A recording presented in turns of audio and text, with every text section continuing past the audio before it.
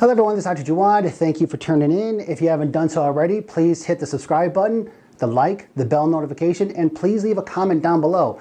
If you ask me a question that's a little bit too detailed to answer, this is where I direct you to my website, www.totalwellnessdepage.com. Hit the schedule button for a consultation, and I'll be more than happy to answer the questions, any questions that you have. All right, so one of my viewers, thank you very much for suggesting this topic. It's a very good topic. One of my viewers suggested, Dr. Jawad, can you do a video on PMDD? Now, the research that I've done on PMDD, which is Premenstrual Dysphoric Disorder, it's like PMS on steroids. However, you experience severe anxiety, depression, irritability, but the research that I've done on the treatment, if you want to do it naturally, is very similar to PMS. Now, if you're going to go the medical route, they're going to get you like on antidepressants or anti-anxiety to help calm that disorder down.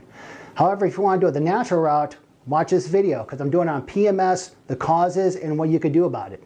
Thank you. Thanks for writing in. Thank you. Okay, so before I go into what I recommend, how to treat PMS or PMDD, let's just backtrack and let's go over the menstrual cycle. I've done the menstrual cycle before in full detail, and I'll put the link down below, but this is just a summary version. Now, the menstrual cycle is a 28-day cycle. On the average, it's 28 days. So every 28 days, the female body goes through a cycle and it sheds the uterine lining at days 0 through 5. So it divides into 4 different phases. So phase 1 is the follicular phase, which is days actually 0 through 14. What happens in the follicular phase? The hormone that's dominant is estrogen. Estrogen, the function of estrogen is for cell replication. So the egg begins to develop in the ovaries, the follicular phase, F first. Follicle. This is when the ovary is developing the egg. And also the uterus begins to thicken. So you have days 6 through 12, estrogen skyrockets about 10 to 12 times in the female system to build up this uterine lining. Remember, the function of estrogen is for cell replication. So you got this tremendous surge, and roughly about day 12, ovulation occurs. Now, another hormone called luteinizing hormone, which is under the influence of progesterone, that releases and that triggers ovulation. So the egg is released out of the ovary and it starts to make its way down the fallopian tube during the ovulation phase. Now, this time right here, this 4-day window, this is when the female is able to get pregnant. So out of a 28-day cycle, the female has a chance for only 4 days of a month.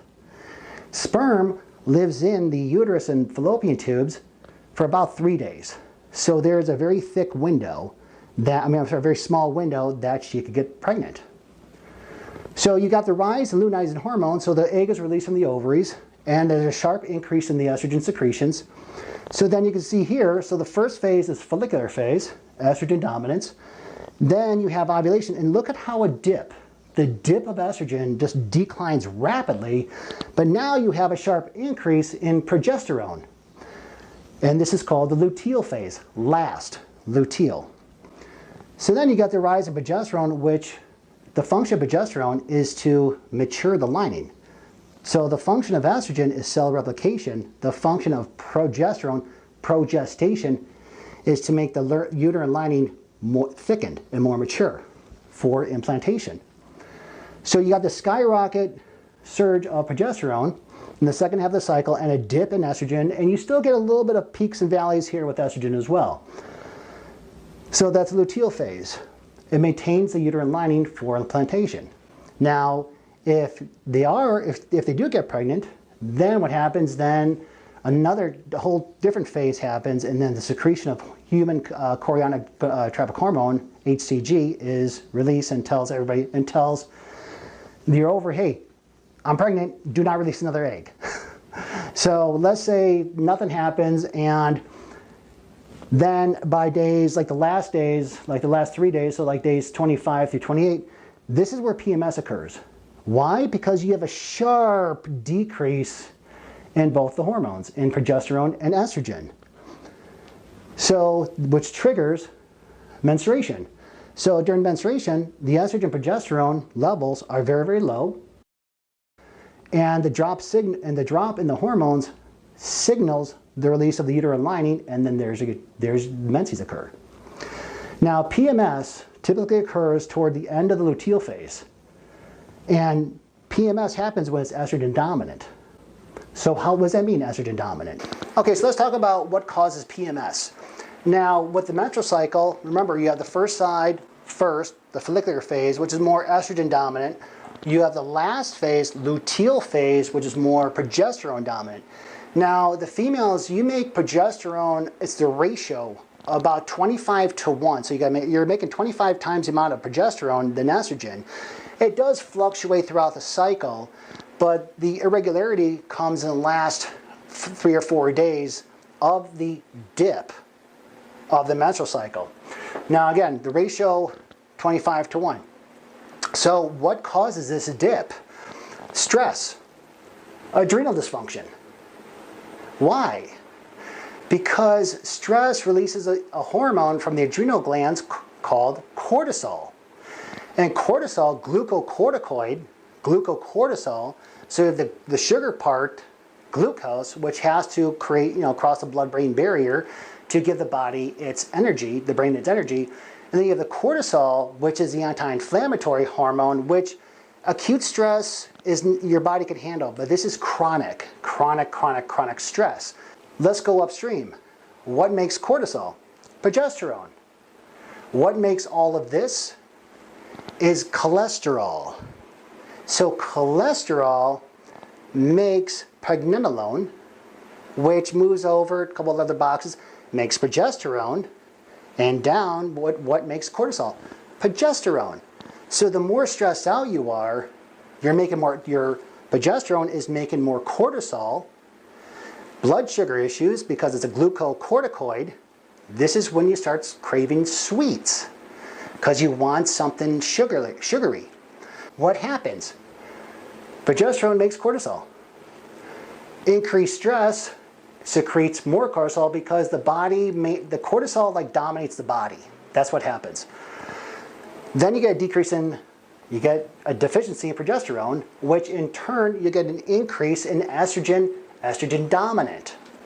The ratio goes from 25 to 1, maybe down to maybe 10 to 1. So let's say you have, in the last part of the cycle, this is where the break is. Okay, so you're stressed out. So then now, progesterone takes a dip. The ratio changes from 25 to 1 to maybe from 10 to 1. And in turn, the fluctuations of estrogen, that's what causes the PMS symptoms. Headaches, for example. So it's the last half, the PMS, the last half of the cycle, that causes PMS. Why? Adrenal dysfunction. But let's go back upstream. What makes estrogen? Your ovaries. What makes progesterone and cortisol?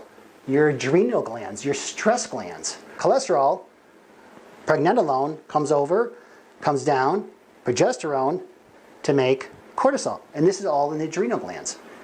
Progesterone and estrogen are made 2 different places, not the same. So the more stressed out you are, you decrease your progesterone. And I always say, estrogen is like the gas pedal, progesterone is like the brake. So the fluctuations in estrogen causes common symptoms of PMS, causes bloating, causes tension. The fluctuations in blood sugar causes binge eating, bowel issues, cramping, sleep disturbances. You're full of stress, you can't sleep. If you can't sleep, you can't repair yourself. And it's a never-ending cycle. Headaches, persistent anger. Oh, if you're stressed out, you're always angry. PMS. Irritability, mood swings. Common symptoms. Now again, there's more, but this is all I listed. Common symptoms of PMS. So let's talk about estrogen dominance. Symptoms of estrogen dominance. Wow. Endometriosis, because what's the function of estrogen? Cell replication. Irregular periods. Your hormones are all imbalanced. Cellulite. Believe it or not, You're gonna like this. Before the advent of the birth control pill, women had no cellulite. The first birth control pill that came out was loaded with estrogen. And that's where cellulite occurred, because you have too much estrogen. Look that up. Infertility, PMS, fibroid cysts. Now remember, what's estrogen? Its job is to replicate cells. What are fibroids and cysts? Cells that are replicated. Breast lumps, thyroid nodules, all signs of estrogen dominance.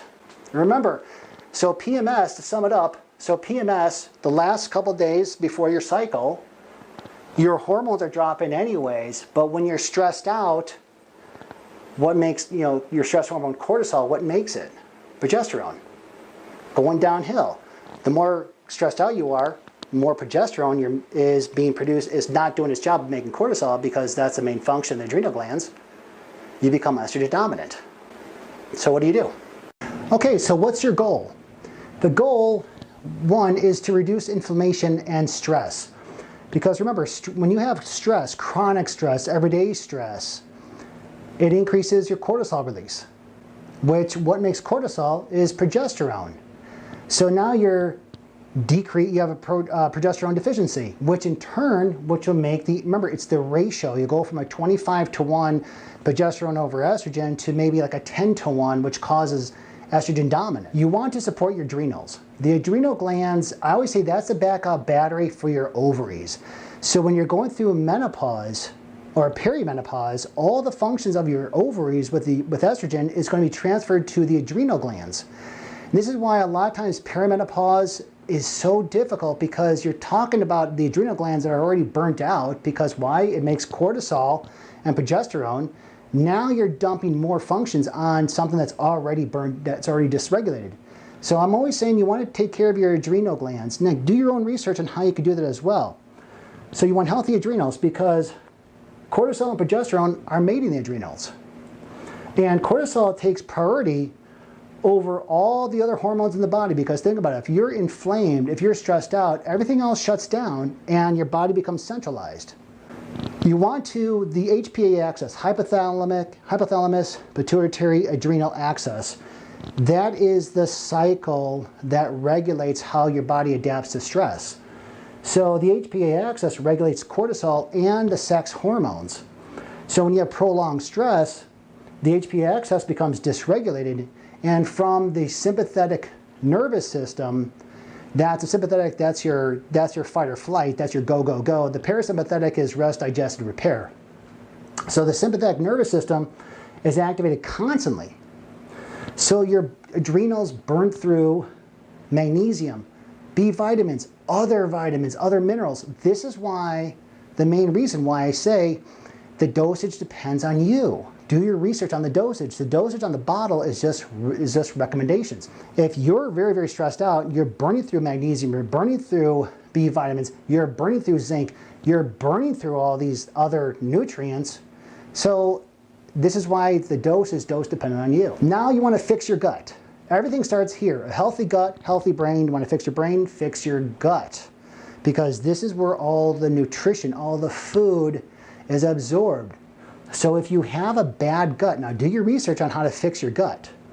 The nutrients are absorbed efficiently, properly. So you want to fix the pH of your stomach, the acid. The pH should be between 1 and 3. You want to reduce your sugar and grains, because sugar and grains just causes inflammation. You want to get rid of the bad fats, the omega-6s. This is your ho-hos and ding-dongs and hot dogs and all that stuff. I know people eat hot dogs. I don't, because I saw the movie of how they're made. You want to add more good fats. Add more fish. Add more avocados. Avocados are phenomenal for the adrenal system, because avocados are loaded in the healthy fats, which fuels the cholesterol, which will help stabilize the adrenal glands. Lean meats. Eat lean meats, possibly organic. Leafy greens are loaded with minerals. They're loaded with magnesium. They're loaded with calcium. They're loaded with iron. They're loaded with a lot of things that will help stabilize. Okay, so here's another question. Dr. Jawad, cut through the chase. Just tell me what supplements to take. Okay, here's your list. Now remember, the supplements, you want to stabilize the adrenal glands, and you want to stabilize the estrogen dominance and bring up the progesterone. Now this is just my recommendation. You can do your own research. Magnesium glycinate. There's 10 different types of magnesium. Do your research. Magnesium glycinate, 400 milligrams. You can either take it at once or you can take it throughout the day.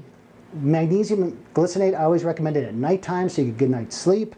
400 milligrams. If it doesn't do the job, increase it to 5, increase it to 6. Because the uterus is a muscle. And magnesium is a smooth muscle relaxer. Relax the muscle so it also decreases inflammation. Calcium. Calcium, 1,000 milligrams of calcium, and I don't recommend taking the CalMag because the CalMag doesn't have magnesium glycinate in it. So I would recommend taking magnesium on its own, especially if you have cramps, those cramps. 1,000 milligrams, calcium is great. If it doesn't help the cramps, up the dosage. Vitamin B6. Remember, the adrenal glands thrive on B6. So the more stressed out you are, the more B6 you need. Now B6, I always recommend 100 milligrams twice a day or 200 milligrams before bedtime. It will relax your system. Zinc and copper together, because if you have too much zinc, it depletes copper. So this zinc and copper, good balance. 50 milligrams of zinc, 2 milligrams of copper. There is a supplement that has that. Vitamin E, 400 IUs a day. Omega-3s, this is all those fish oils. Now, how much do you take? You want to look at the EPA and DHA. EPA is good for systemic inflammation. DHA, the B side, is good for brain and eyes. So you want to look at the EPA, and you take your body weight plus 0, and that's the minimal milligrams you need. Remember, because you're fighting inflammation, you're fighting stress. So if you're a 150-pound female, add a 0 on to that. So that's the minimal you need per day is 1,500 milligrams of omega-3 fish oils. Vitamin D3, can't stress it enough. Vitamin D3 is good for everything. Good for inflammation, good for hormone balance, good for calcium and magnesium to be put in the bones. 10,000 IUs a day. Now here's important. This is really good and important. I did a video on this too as well. DIM with calcium D-glucarate, 100 milligrams. Now DIM, estrogen is processed through the liver. So if you have a boggy liver due to nutritional deficiencies, you're going to become more estrogen dominant. So taking DIM helps that liver detox phase to help you, female, balance out the estrogens. A multi-mineral, not a multivitamin, a multi-mineral. The minerals are all those little things that keep the body going. And lastly, the key thing is for adrenal health is ashwagandha with black pepper. Now the dosage varies to you because what ashwagandha is made for is to stabilize the adrenals, give the adrenal some support. You can start off with 1,100 milligrams. If you're more stressed out, take more. If you take more, the side effect is you're just going to be more calm. So this is where the supplements are dose dependent. Now, you want to take with food omegas, vitamin D3, because those are fat-soluble vitamins. Okay, so you would definitely want to take that in the morning with food. All right, so thank you for the viewer to write in on this. PMS, PMDD, the treatment protocol is pretty much the same though, but with PMDD, you are kind of like PMS on steroids. So it's going to take time, but if you follow this protocol, this will help. All right, thanks for watching. Be good. Leave a comment. I'll see you next time.